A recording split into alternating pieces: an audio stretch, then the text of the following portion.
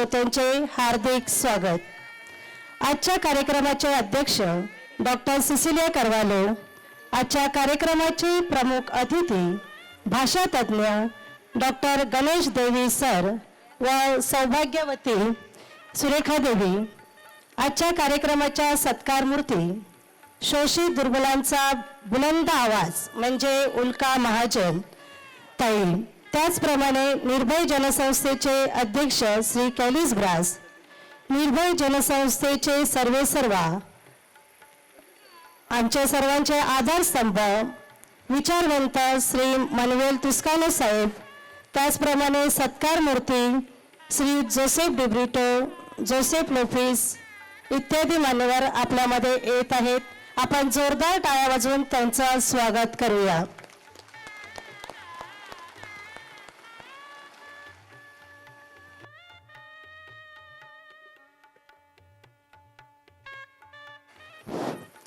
मान्यवर आपल्यामध्ये येत आहेत, आपण जोरदार टाळ्या वाजवून त्यांचं स्वागत करूया।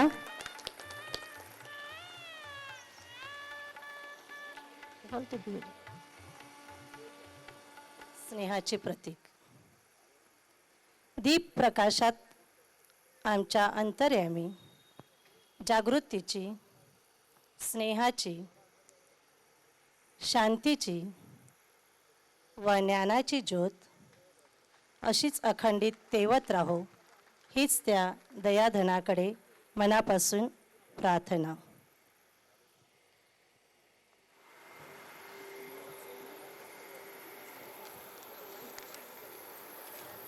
सन्माननीय विचारमंच, आदरणीय डॉक्टर गणेश देवी, डॉक्टर सुरेखा देवी, आजच्या सत्कार मूर्ती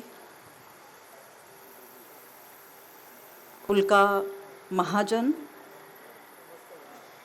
व्यासपीठावर विचारमंचावर बसलेले वडीलधारी मंडळी, कैलिस ब्रास, समोर आमचे अतिशय आदरणीय असे फादर मायकलजी, मनवेल तुस्कानो, ॲशली आमचा विद्यार्थी आहे, धर्मगुरू आहे, धर्मगुरूसुद्धा आलेले आहेत,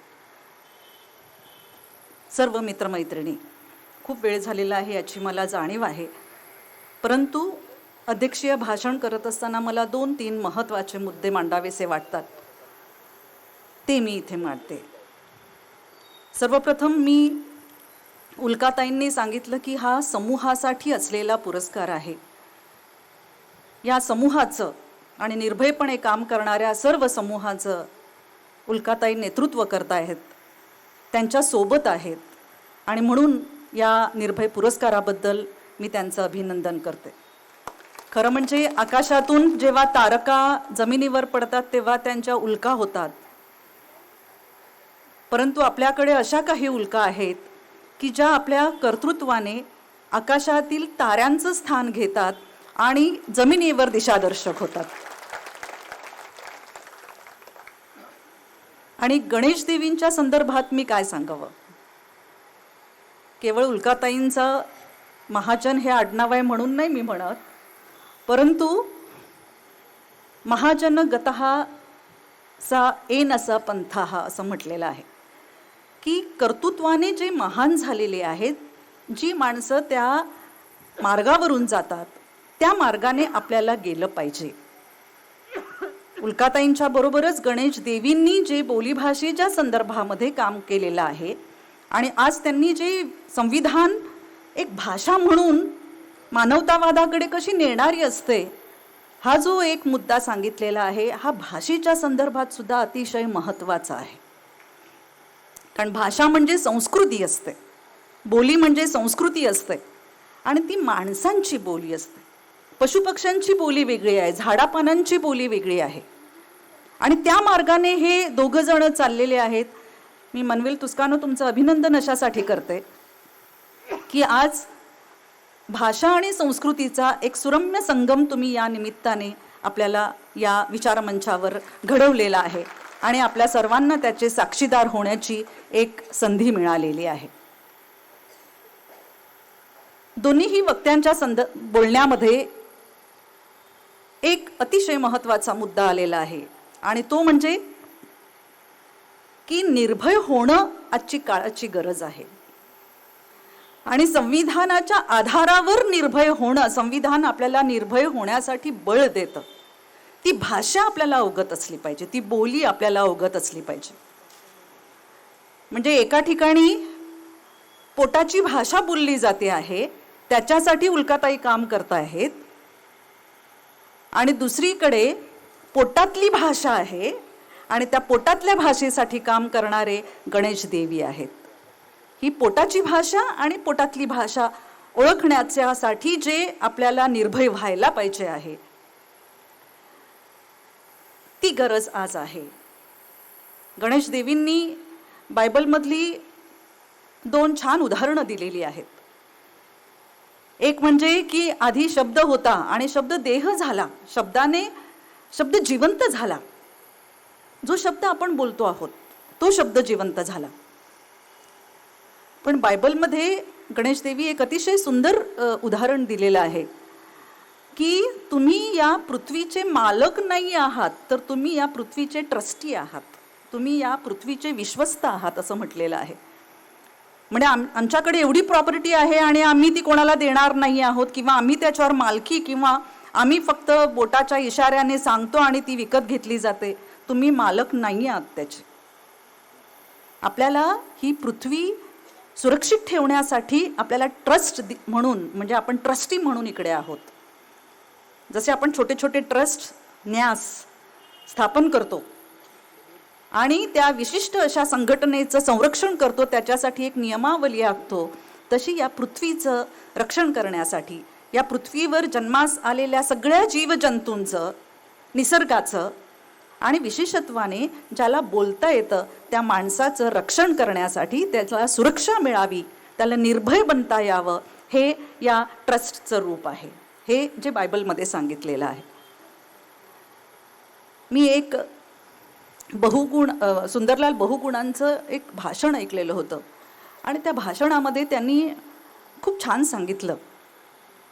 म्हणजे त्यांनी जेव्हा चिपको आंदोलन छेडलं त्यावेळेला त्यांनी त्यांचं भाषण दिलं चिपको आंदोलनाच्या संदर्भात आणि टिहरी डॅमच्या संदर्भातलं. आणि मग प्रश्नोत्तरांचा तास होता, म्हणजे प्रश्नोत्तरांचं एक सेशन झालं आणि त्याच्यामध्ये त्यांना खूप छान प्रश्नही विचारले आणि त्यांनी अतिशय समर्पक अशा प्रकारची उत्तरं दिली. तर एका गृहस्थाने सांगितलं की तुम्ही कशासाठी ही झाडं वाचवता, कशासाठी चिपको आंदोलन, कशासाठी त्याला तुम्ही आलिंगन देता, कशासाठी मिठी मारता आणि वाचवता आणि तुमच्या अंगावर कुऱ्हाड घेता.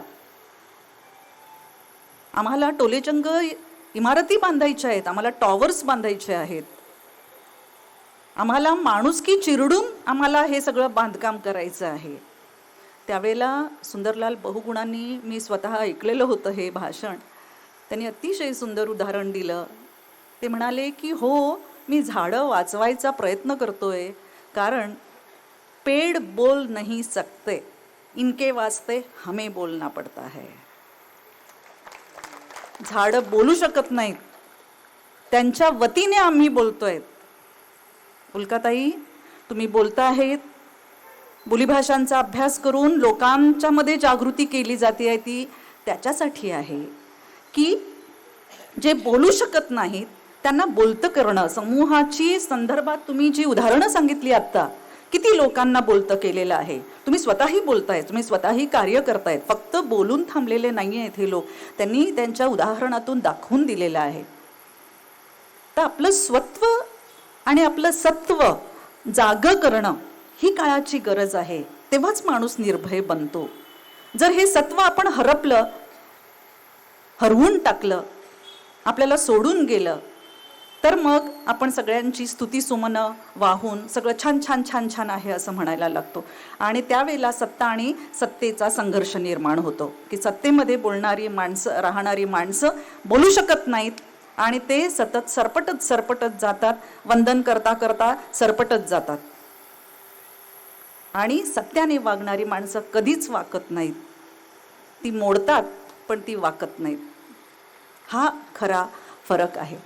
तर हे बोलतं करणं आजच्या काळामध्ये अतिशय महत्त्वाचं आहे.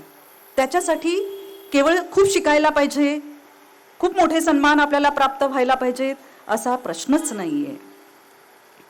आपण बोलणं, आपल्या हृदयातलं जो सल आहे तो सल बोलणं बाहेर काढणं, त्याचा आविष्कार करणं, मग तो लेखनातून असेल, मग तो अन्य आपल्या इथे कितीतरी जणांचे सत्कार झालेले आहेत, वेगवेगळ्या प्रकारची कामं असतात, त्या कामाच्या माध्यमातून आपण प्रामाणिकपणाने हे सत्य बाहेर काढण्याचा प्रयत्न करत असतो. आजच्या काळाची ती फार मोठी गरज आहे असं मला वाटतं. आणि आज बोलणं आणि ऐकणं याच्यामध्ये सुद्धा खूप फरक चाललेला आहे. म्हणजे आपण आता बोलायचंच विसरू लागलेलो, कारण आपल्या हातामध्ये जे एक छोटंसं यंत्र आलेलं आहे की दुनिया मुठ्ठी में करणारं, पण दुनिया मुठ्ठी में आहे, परंतु आपलं मूठभर हृदय जे आहे ते मात्र आपण उघडच करत नाही आहोत. आणि आपण आकाशाला गवसणी घालतच नाही आहोत, आकाशापर्यंत जात नाही आहोत, म्हणजे त्या उंचीपर्यंत आपण जात नाही आहोत. मानवतेची जी उंची पाहिजे त्या उंचीपर्यंत आपण जात नाही आहोत, जी खोली पाहिजे त्या खोलीपर्यंत आपण जात नाही आहोत, कारण आपण खूप उथळपणाने आणि पृष्ठभागावर तरंगत आहोत. हे आपण लक्षात घेतलं पाहिजे. मला आठवतं की एक लोकसाहित्यामध्ये एक अतिशय सुंदर कथा आहे की एका गावामध्ये 2 गृहस्थ होते, 2 माणसं होती. माणसं म्हणजे फक्त पुरुष नव्हेत, स्त्री आणि पुरुषही हो, स्त्री सुद्धा माणूस आहे, कारण पुरुषांनाच आपण माणूस म्हणतो. तर ती 2 जी माणसं होती त्याच्यापैकी एकाला गोष्टी सांगण्याची खूप आवड होती आणि दुसऱ्यांना गोष्टी ऐकण्याची खूप आवड होती. परंतु त्याला माहिती नव्हतं की गोष्टी ऐकणारा जो होता त्याला सांगणारं कोणी भेटत नव्हतं, कारण ते दोघं जण 2 टोकावर राहत होते. आणि जो बोलणारा होता त्याला ऐकणारा कोणी सापडत नव्हता, त्यामुळे कोणी बोलत नव्हतं, त्याचं बोलणं कोणी ऐकत नव्हतं आणि त्याला सांगणारा कोणी भेटत नव्हता. मग एके दिवशी एका गावातल्या गृहस्थाने सांगितलं की आमच्या गावामध्ये एक गृहस्थ आहे की त्याला गोष्टी ऐकायची आवड आहे. तर मग या गावातला गृहस्थ तिकडे गेला आणि त्याने त्याला गोष्टी सांगायला सुरुवात केली. तो गोष्टी सांगत होता आणि एक गोष्ट ऐकत होता, आणि ऐकता ऐकता बोलता बोलता त्यांचं सगळं आयुष्य सरून गेलं, सगळं आयुष्य संपून गेलं आणि ते मातीमध्ये मिसळले, सगळं आयुष्य संपलं. एवढं त्याच्याकडे बोलण्यासारखं होतं एकाकडे, आणि तो एक जण त्याचं इतकं ऐकत होता की ऐकणारा खरंच कोणीतरी हवा होता. आणि ती संपून गेल्यानंतर इथे एकाची बायको वाट पाहत होती की आपला नवरा कुठे गेलेला आहे, आणि दुसऱ्या ठिकाणी दुसऱ्याची बायको वाट बघत होती की आपला नवरा कुठे गेलेला आहे. मग त्या शोधत शोधत शोधत आल्या तिकडे, आणि त्यांनी सांगितलं की गावाच्या बाहेर तिकडे झाडाखाली 2 जण बसले होते. ते अनेक वर्षांपासून बसले होते, ऊन वारा पाऊस कशाचा त्यांनी फिकीर केली नाही आणि तिकडेच संपून गेलेले आहेत. त्या बायका तिकडे गेल्या, त्यांची हाडं तिथे उरलेली होती. ती हाडं कवटाळून त्या घरी आल्या आणि त्या हाडातून त्यांना आवाज येऊ लागले मातीमोल झाल्यानंतर. ही लोककथा आहे. काय सांगते ही लोककथा आपल्याला? की आपल्या साऱ्यांना बोलता येतं, पण आपण खरोखर बोलतो आहोत का?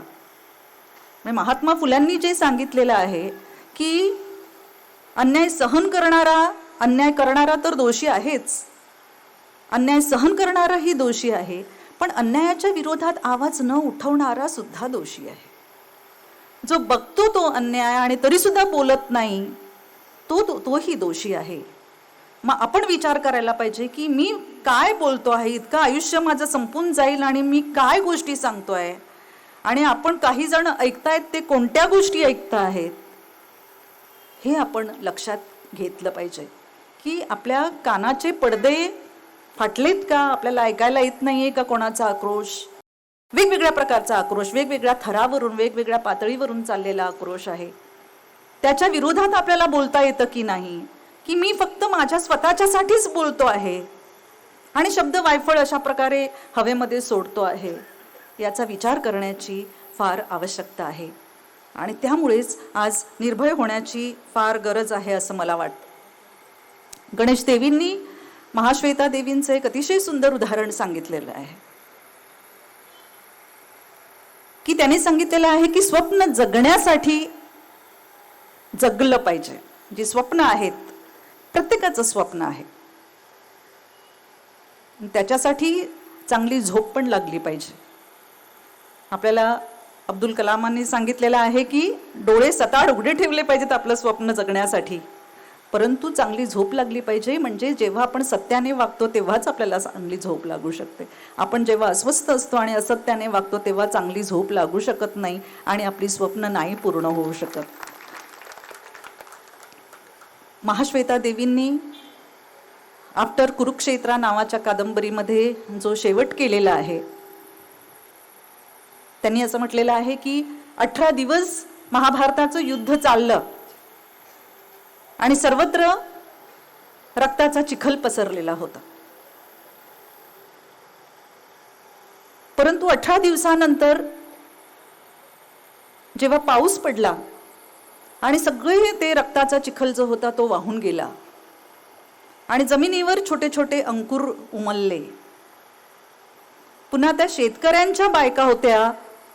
महाभारताचा कालखंड म्हणजे महाभारत रामायण काय जो कालखंड असेल तो कालखंड की त्या शेतकऱ्याच्या बायका होत्या आणि त्या आपल्या नवऱ्यांना शोधायला आल्या की युद्ध झालं होतं, त्याच्यामध्ये आपले नवरे मारले गेलेले आहेत. परंतु त्यांनी बघितलं की इथे तर रक्ताचा लवलेश दिसत नाही आणि जमिनीला अंकुर फुटलेले आहेत. आपल्याला आता इथे रडत रडत बसायचं नाही, तर आपल्या शेतावर गेलं पाहिजे आणि आपल्याला काम केलं पाहिजे, कारण या पृथ्वीचे आपण रक्षक आहोत. ही पृथ्वी कसली पाहिजे आणि त्याची पिकं आपण घेतली पाहिजे. आणि दुसरा अर्थ त्याच्यातून असं दिसून येतो की ही जी लढाई झाली त्याच्यातूनही रक्ताच्या नंतर सुद्धा अंकुर फुटले. ही सुद्धा एक अतिशय आनंदाची घटना आहे की असे अंकुर म्हणजे आज जे एक आपलं मन अतिशय निबर झालेलं आहे, आपल्याला आता काहीच वाटत नाही. आपण आपली संवेदनशीलता हरवून बसलेलो आहोत की पूर्वी आपल्या दारावर खट झालं तरी आपल्याला अंगाचा थरकाप व्हायचा, अंग थरथर कापायचं. आज कितीही आवाज होऊ देत, आपण एक चकार शब्द बोलणार नाहीत आणि आपल्या अंगावर एकही शहारा येणार नाही, इतके आपण निबर झालेलो आहोत.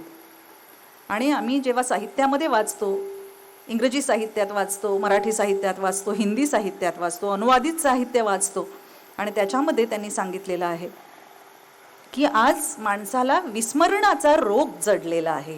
म्हणजे आधी काय झालं आता कदाचित या कार्यक्रमानंतरही असंच होईल. बाहेर गेल्यावर आम्ही काय बोललो आहोत ते कदाचित आठवणार सुद्धा नाही, इतकं विस्मरण झालेलं आहे आपल्याला. कशासाठी? कारण धडाधड दुसऱ्या वेगवेगळ्या अशा प्रकारच्या घटना आपल्या मनावर आदळतात आणि जो चांगला विचार आहे, जे नवीनच उमललेले अंकुर आहेत, ते अंकुर आपण कुठेतरी चिरडून टाकलेले असतात. तर असं होऊ नये. ही जी निबरता आहे, ही निबरता सुपीक जमिनीसारखी कसणं ही आपली आजची गरज आहे. आणि ती भाषेच्या बळावर, ती संस्कृतीच्या बळावर, विकृतीच्या नाही, आपल्या बोलीच्या बळावर आपल्याला जे वाटतं त्या भाषेतून आपण बोललं पाहिजे. मला आठवतं की ज्या वेळेला गणेश देवी सर, टोनी मॉरिसन ही या लेखिकेला जेव्हा नोबेल पुरस्कार मिळाला त्यावेळेला तिने जे भाषण केलं ते भाषण वाचलं होतं.